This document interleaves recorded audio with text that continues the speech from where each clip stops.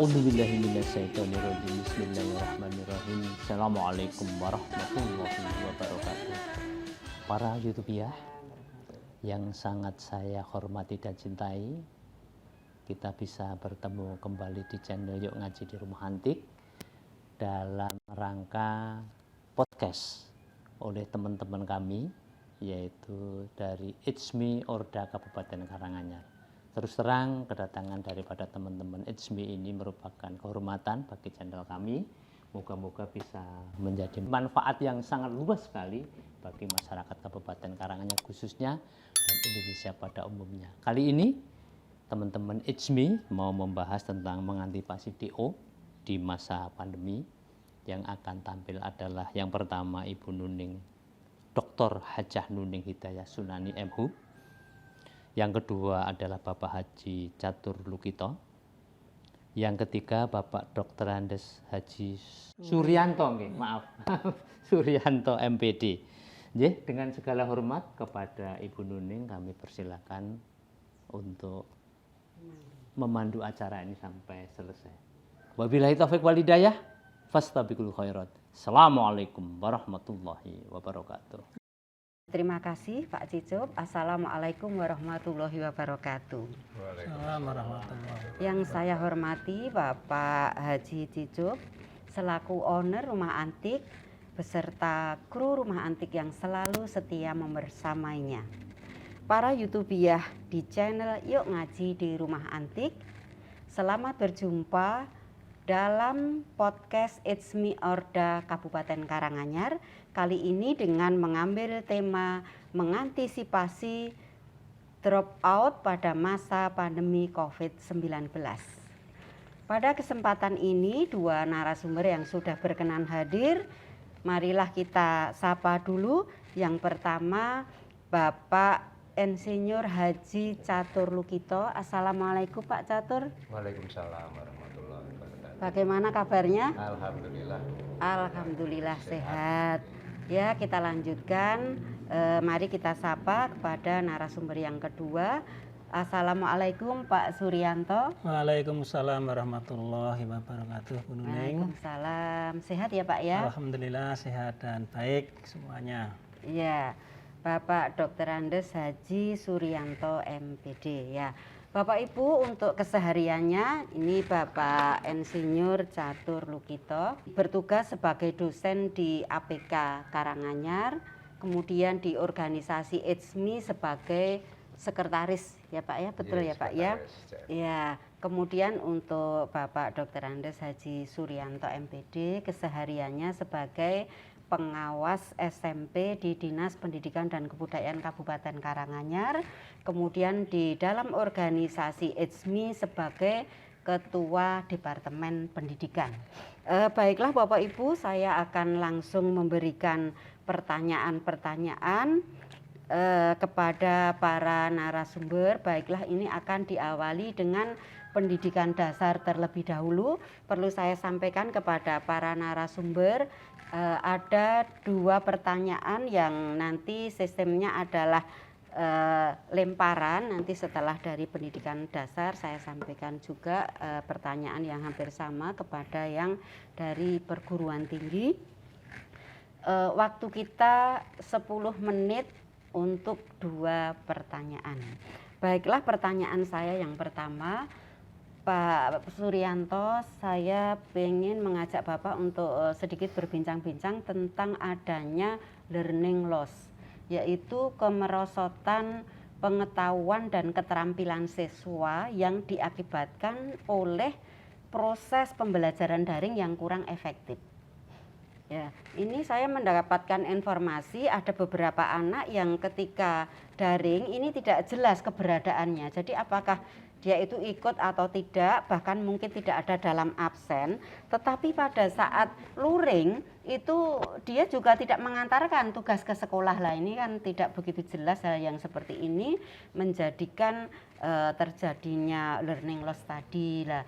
Itu nanti yang semakin yang kita khawatirkan nanti bisa menimbulkan atau memicu terjadinya putus sekolah atau drop out. Ini bagaimana menurut Bapak, kemudian sekaligus bagaimana cara mengantisipasi supaya tidak terjadi drop out di pendidikan dasar ini. Silahkan Pak Suryanto. Bismillahirrahmanirrahim. Assalamualaikum warahmatullahi wabarakatuh. Waalaikumsalam. Para YouTuber di channel Yuk Ngaji di Romantik yang saya hormati, dan Bu Dr. Raja Nuning Hidayah Sunani M.Hum yang saya hormati, terkait dengan masa pandemi yang dikhawatirkan terjadinya lost learning, ini memang bagi kita selaku pengawas pendidikan di SMP memang mengakui bahwa masa pandemi itu adalah masa yang sulit. Namun demikian, dari pihak sekolah juga sudah berusaha semaksimal mungkin agar mengatasi masalah yang sulit itu dengan berbagai model pembelajaran, baik yang berupa pembelajaran luring maupun daring. Namun kita memang banyak yang saat ini hampir 90%-an SMP yang ada di Kabupaten Karanganyar itu melaksanakan pembelajaran secara daring. Memang beberapa sekolah secara luring karena memang anak-anaknya itu mengikuti boarding di sekolah itu. Jadi anak tidak berbaur dengan masyarakat maupun orang tua, dan anak semuanya berada di sekolah karena mondok. Nah, untuk mengantisipasi supaya kita meyakinkan bahwa anak-anak itu tetap masih menjadi siswa dalam arti tidak lost dari keberadaan siswa, maka memang kita meminta kepada kepala sekolah dan para guru untuk meyakinkan betul bahwa anak-anak itu supaya dicek ketika di dalam pembelajaran supaya diadakan absen, presensi daftar hadirnya. Nah, mengenai presensi daftar hadir ini, masing-masing sekolah itu ternyata berbeda-beda. Ada yang sudah menggunakan teknologi yang tinggi, tetapi ada juga yang absennya itu masih menggunakan menumpuk pekerjaan yang diberikan atau diserahkan ke sekolah secara luring. Pengalaman yang ada memang ada ternyata ada anak yang tidak pernah mengikuti atau mengumpulkan pekerjaan, dan ternyata setelah dicek ke rumah, dan mengapa anak itu tidak mengumpulkan pekerjaan, memang karena juga tidak adanya alat Android atau HP yang mereka miliki. Jadi karena keberadaan HP yang sangat penting saat ini, ternyata masih ada anak yang tidak memiliki, bahkan kalau ada itu hanya satu rumah, mungkin hanya satu HP, tapi kadang-kadang masih dipakai oleh orang tuanya, sehingga anak-anak itu masih kesulitan ketika menerima pembelajaran. Nah, untuk itu kita meminta kepada para kepala sekolah dan para guru supaya tidak terjadi hal yang demikian, maka supaya bagi anak yang tidak bisa terdeteksi melalui pengumpulan pekerjaan maupun presensinya, maka supaya diadakan kunjungan rumah, ada visit dari pihak sekolah untuk meyakinkan agar anak itu jangan sampai terjadi DO. Jadi kita minta pada kepala sekolah dan guru diyakinkan betul bahwa ada pelayanan yang terbaik kepada para siswa, sehingga diyakinkan bahwa siswa itu tetap bisa mengikuti pembelajaran baik secara luring maupun daring yang dilaksanakan oleh sekolah. Saya kira demikian, Bu Dr. Nuning. Terima kasih Pak Sur. Baiklah, mengarah kepada narasumber yang kedua, pertanyaannya sama ya Pak ya, bagaimana itu terjadi di perguruan tinggi Pak, dan bagaimana nanti cara mengatasinya. Silakan Pak Catur. Saya kira masalahnya hampir sama Bu, tetapi kalau di perguruan tinggi karena mahasiswa itu lebih dewasa dan sudah biasa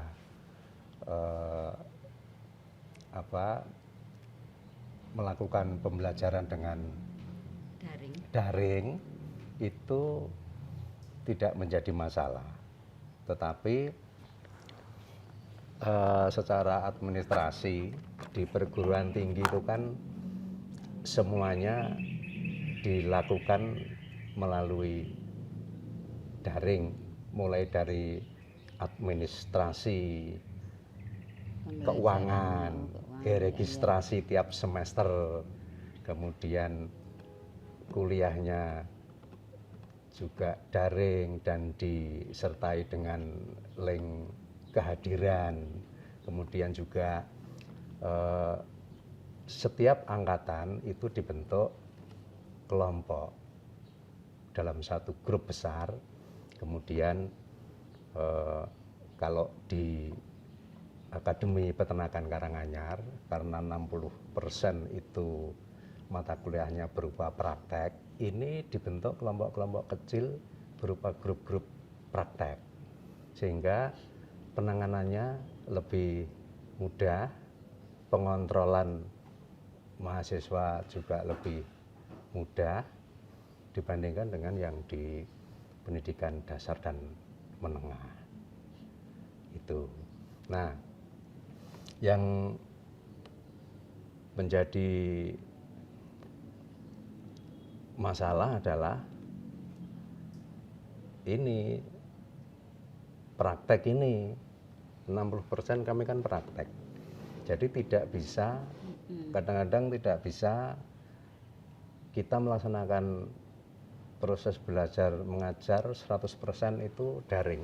Iya. Ya, karena praktek, dan prakteknya di Akademi Peternakan itu kan langsung berhubungan dengan ternak, misalnya cara menghandling ternak, cara melakukan penyuntikan ke ternak. Dan pelaksanaannya kelompok ya Pak, tidak mandiri Pelaksanaannya ya. kelompok. Maksudnya semua mahasiswa dituntut untuk bisa melakukan sehingga daring tidak kan 100%. tidak bisa untuk tidak berkumpul. Betul. Kalau dengan cara seperti itu harus luring.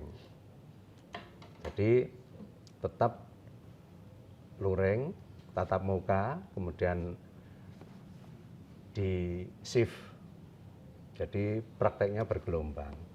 Nah, ini dengan kehadiran mahasiswa pada saat praktek ini bisa terkontrol, jadi tidak mengalami learning loss itu.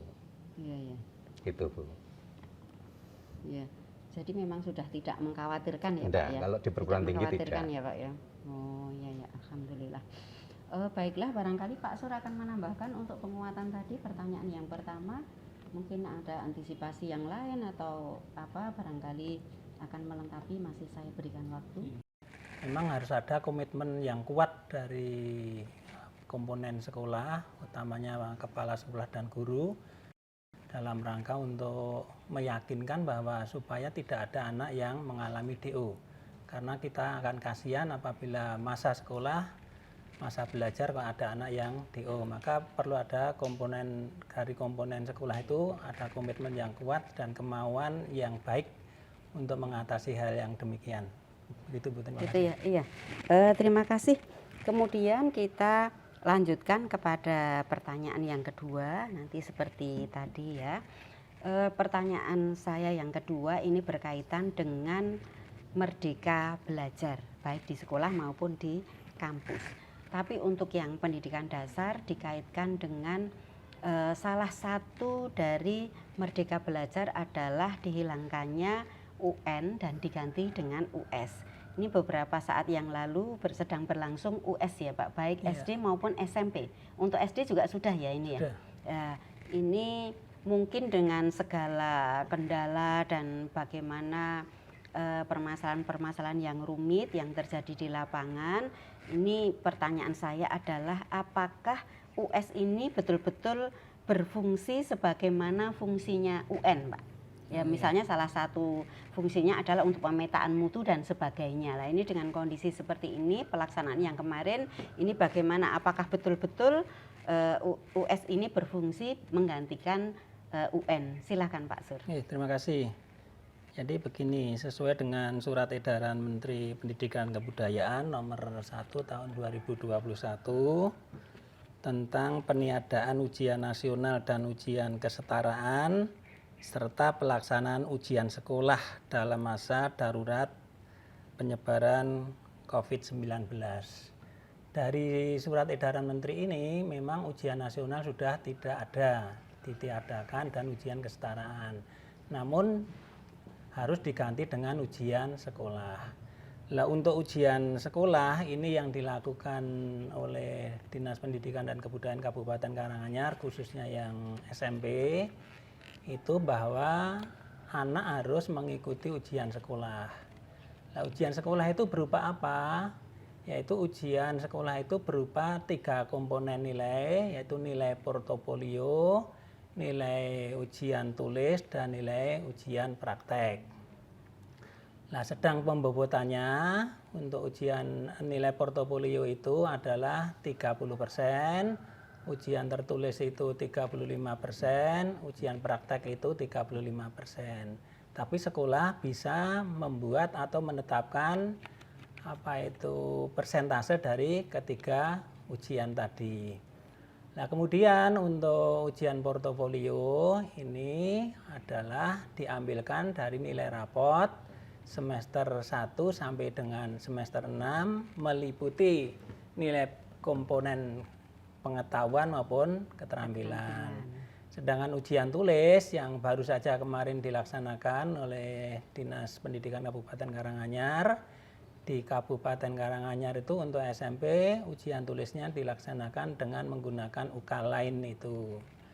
Nah, kemudian ujian praktek dilaksanakan oleh masing-masing sekolah. Jadi intinya Bu Dr. Nuneng bahwa ujian sekolah ini memang sangat perlu karena bagaimana menentukan siswa lulus dari satuan pendidikan kalau tidak ada ujian sekolah. Maka dari Surat Edaran Menteri Pendidikan dan Kebudayaan nomor 1 tahun 2021 maka ujian nasional ditiadakan, maka diganti atau menggunakan ujian sekolah yang Kabupaten Karanganyar mensikapinya meliputi 3 komponen yang telah kami sebutkan di atas. Demikian Bu Nuning. Ya, jadi dengan demikian pelaksanaan ujian sekolah yang dilaksanakan dengan baik sesuai dengan ketentuan, sesuai dengan pos yang dibuat, insya Allah ini nanti juga bisa berfungsi sebagai pemetaan mutu ya Pak dari suatu satuan pendidikan itu ya Pak ya. Ya, jadi nanti kan akan setelah anak-anak mengikuti ujian sekolah kan akhirnya nanti sekolah itu akan menentukan kelulusan.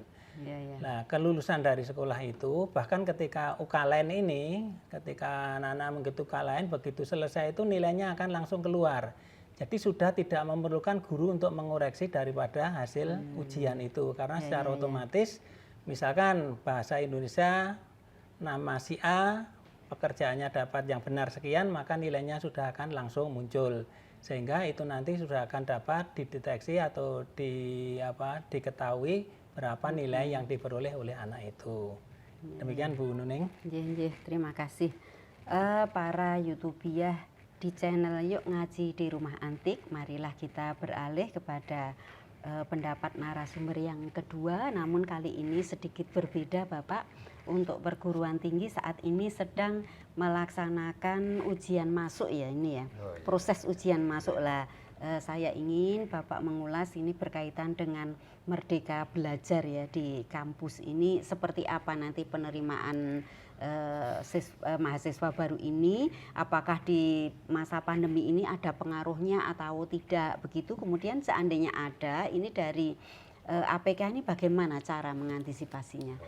Silakan Pak Catur. Ya, terima kasih Dr. Nuneng. Antara perguruan tinggi negeri dan perguruan tinggi swasta ini berbeda. Kalau perguruan tinggi negeri itu sudah melalui sistem penerimaan mahasiswa baru yang dikelola oleh lembaga seleksi masuk perguruan tinggi. Nah, ini menasional. Jadi untuk perguruan tinggi negeri penerimaan mahasiswa baru itu saya kira sudah tidak bermasalah, sama seperti tahun-tahun sebelumnya. Yang pertama itu ada SNMPTN, Seleksi Nasional Masuk Perguruan Tinggi Negeri. Nah, ini berdasarkan nilai dari siswa SMA yang tinggi, ada bobotnya, kemudian sekolah juga ada bobotnya. Dan ini sudah berproses. Kemudian yang kedua melalui SBMPTN, Seleksi Bersama Masuk Perguruan Tinggi. Ini sekarang melalui UTBK. UTBK itu ujian tertulis berbasis komputer. Setelah yang nasional ya Pak ya pelaksanaannya. Setelah SNMPTN.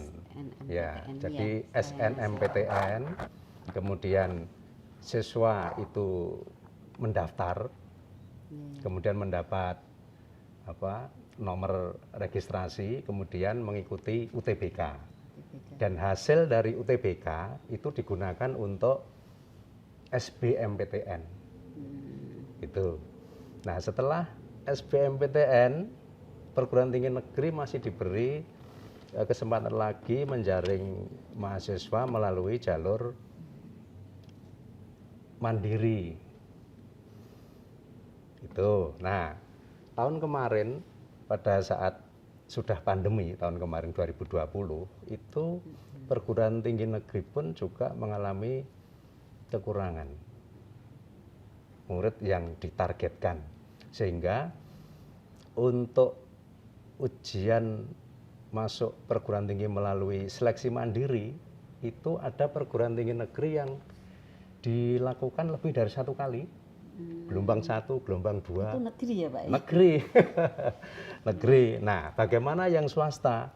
Nah, yang swasta itu ada yang tidak masuk melalui sistem itu. Jadi di luar itu di ya? luar itu. Nah, ini yang seperti menangkap makhluk gaib itu.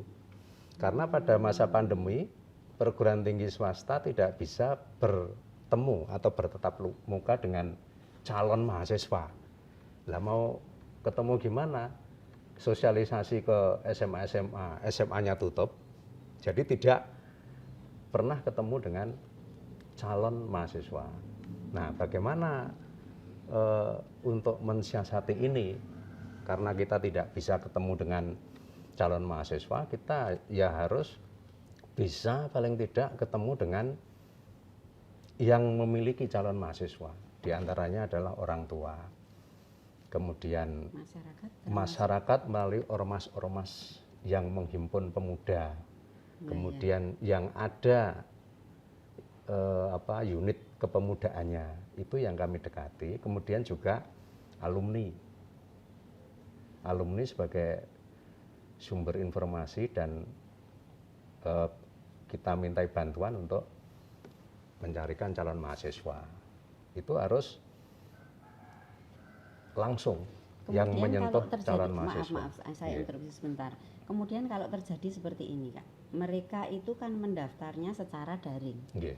Tapi nanti ditunggu-tunggu loh, ternyata kok tidak hadir lah. Ini gimana nanti untuk mengantisipasi hal seperti ini? Untuk masa seperti ini, itu mau tidak mau harus menggunakan cara online. Harus menggunakan cara online. Jadi apa-apa didesain dengan online. Kalau dulu di SMA-SMA itu ada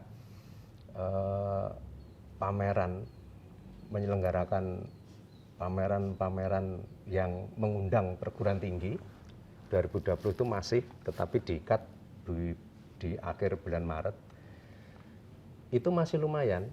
Jadi masih bisa bertatap muka dengan siswanya, kemudian menyelenggarakan tes di situ, pendaftaran di situ, masih lumayan. Tapi untuk tahun 2021 itu sama sekali event-event seperti itu tidak ada, dan pamerannya diselenggarakan secara daring pula.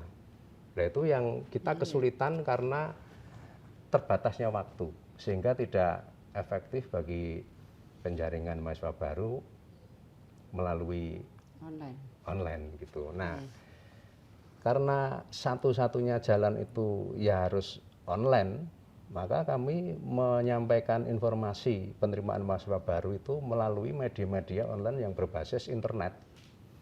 Facebook digunakan, Instagram digunakan, YouTube digunakan, web juga digunakan, ya jalur-jalur yang berbasis dengan secara internet. daring kombinasi. Ada Gimana? yang luring, ada yang daring gitu, memungkinkan tidak? Kalau tahun 2020 begitu. Oh, Tapi iya, kalau yang sekarang tidak memungkinkan ya tidak Pak? memungkinkan. Jadi ya daring semua. Nah, ini memang kesulitan. Jadi terus terang saja untuk perguruan tinggi swasta, yang negeri aja masih kurang kuotanya. Ini yang menjadi salah satu masalah di perguruan tinggi itu. Iya, ya. Iya. Iya, para YouTubiah di channel Yuk Ngaji di Rumah Antik luar biasa. Jadi ini semacam diskusi yang kita laksanakan ini cukup bagus dan cukup hidup. Baiklah, sebetulnya kita masih ingin berlama-lama, tetapi hanya waktu jualah yang memisahkan kita.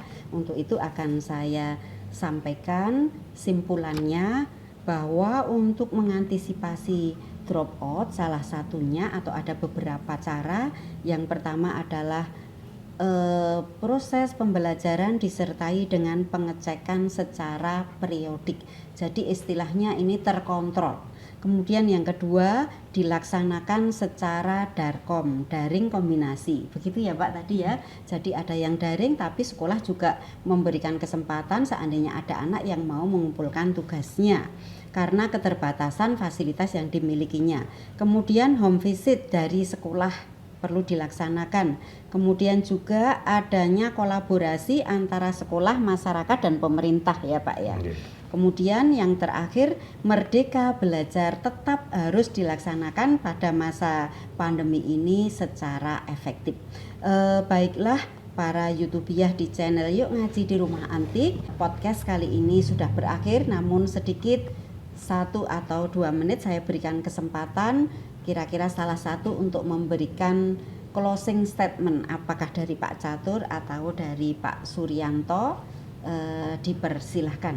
Para YouTubiah di channel Yuk Ngaji Rumah Antik yang saya hormati, dan rekan-rekan Bu Dr. Nuneng dan Pak Insinyur Catur. Pada kesempatan ini kami dari ITSMI Orda Kabupaten Karanganyar mengucapkan terima kasih yang setulus-tulusnya di saat bulan Ramadan yang sangat indah ini, yang mulia ini. Kita diberi kesempatan untuk bisa bertemu di tempat ini dalam rangka podcast. Dan mudah-mudahan apa yang telah kami sampaikan bertiga ini ada manfaatnya bagi YouTubiah semua. Barangkali bisa menambah wawasan dan pengetahuan bagi Bapak Ibu semuanya. Saya kira demikian yang perlu kami sampaikan, dan terima kasih atas perhatiannya. Nasr minna fatkun qarib. Assalamualaikum warahmatullahi wabarakatuh. Waalaikumsalam warahmatullahi wabarakatuh. Terima kasih Pak Sur. Para YouTubiah di channel Yuk Ngaji di Rumah Antik, sepertinya sudah berakhir. Saya mengucapkan terima kasih juga kepada Bapak Haji Cicup selaku owner Rumah Antik yang masih memfasilitasi sampai sekarang dan semoga sampai nanti. Dan kami bertiga berharap semoga Rumah Antik semakin hari semakin maju, semakin berkontribusi untuk berdakwah dan untuk pelaksanaan tugas-tugas yang bermanfaat bagi kita semuanya. Amin. Demikian selaku ITSMI Orda Kabupaten Karanganyar, kalau ada kesalahan kami bertiga mohon maaf yang sebesar-besarnya. Sekali lagi terima kasih. Assalamualaikum warahmatullahi wabarakatuh. Waalaikumsalam.